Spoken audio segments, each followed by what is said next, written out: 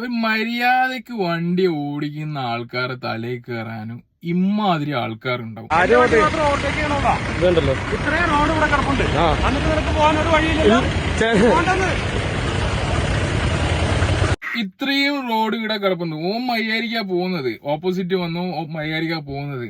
ഈ നടുക്ക് മറ്റേ റോഡിന്റെ നടുക്ക് വണ്ടി വെച്ചിട്ട് ഇവൻ പറയാന്ന് ഇത്രയും സ്ഥലം ഉണ്ടല്ലോ, അതിന്റെ തൊട്ട് ബാക്കിൽ ഒരു ബോർഡ് ശ്രദ്ധിക്കണം, അത് ആക്സിഡന്റ് നടക്കുന്ന ഒരു സ്ഥലമാണ്.